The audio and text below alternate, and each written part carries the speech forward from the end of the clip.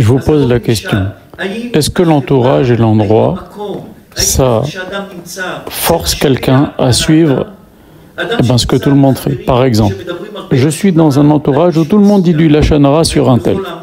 Est-ce que je vais pouvoir résister à un moment donné? Est-ce que je vais moi aussi me mettre à dire du lachon hara sur cette personne? Doucement, doucement, je vais glisser moi aussi.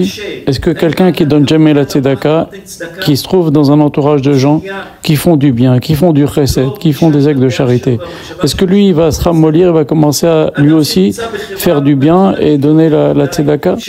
Une personne qui vit dans un entourage, dans un cadre où il y a beaucoup d'immoralité, est-ce qu'il va pouvoir résister longtemps et pas lui aussi se mettre à glisser, à faire des choses de débauche?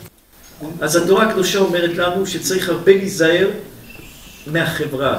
אמור לי מי חברך, אומר לך מי אתה. תגיד לי מי החברים שלך, אני אגיד לך מי אתה. אם אתה רוצה לדעת... La réponse est très claire de la Torah. L'entourage et l'endroit dans lequel on se trouve a une influence énorme. C'est très dur de ne pas être sous influence. Avec le temps, on finit par faire ce que tout le monde fait. D'ailleurs, il y a le fameux dicton « Dis-moi qui sont tes amis, je te dirai qui tu es ». Maintenant, quelqu'un qui se trouve contraint et forcé d'être dans un mauvais entourage, comment faire? Supposons qu'il n'a pas la possibilité d'aller ailleurs. C'est dur de vivre en permanence à contre-courant. Mais il ne faut pas qu'il vende son âme au Satan et faire comme tout le monde, des choses interdites.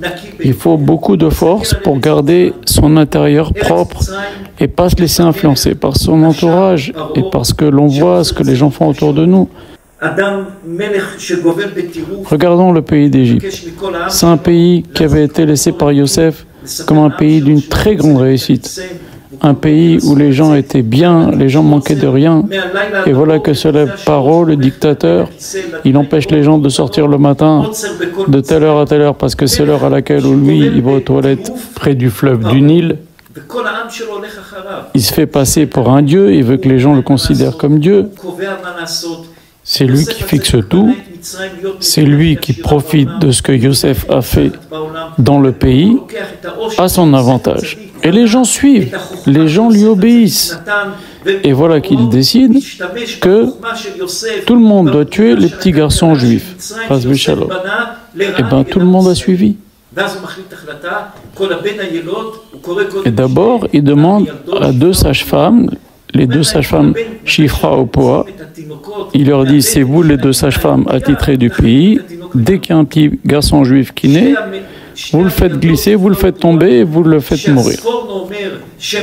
Il faut savoir que, bien que Rachid dit qu'il s'agit de Yocheved et de Myriam, la mère et la sœur de Moshe Rabbeinu, le Sforno dit qu'il ne s'agit pas du tout de ça, il s'agit de deux femmes égyptiennes. Parce que si tu dis comme Rashi et comme la plupart des commentaires que c'est la mère et la sœur de Moshe, bien entendu qu'elles ne vont pas, elles, faire ce que Paro leur demande de tuer les petits-enfants, Chas v'Shalom. Alors, considérant ces commentateurs nombreux qui disent que c'était deux femmes égyptiennes, comment elles ont eu la force de tenir tête à Paro et à tout le mouvement national de tuer les petits garçons juifs?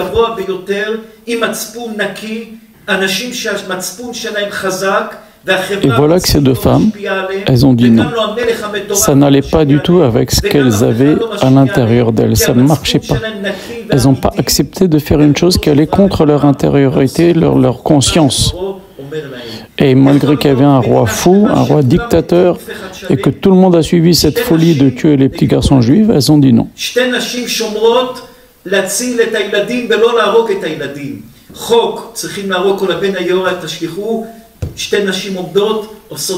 Et donc ces femmes font le contraire de la loi, le contraire que ce que ce roi dictateur et fou leur demande de faire.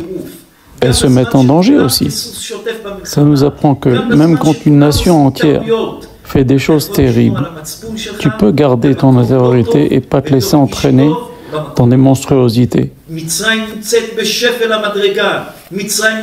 Le peuple entier prend des petits garçons juifs et les jette dans le fleuve, et elle a dit non, nous on ne fait pas ça. même si tout leur entourage fait preuve d'une bassesse colossale.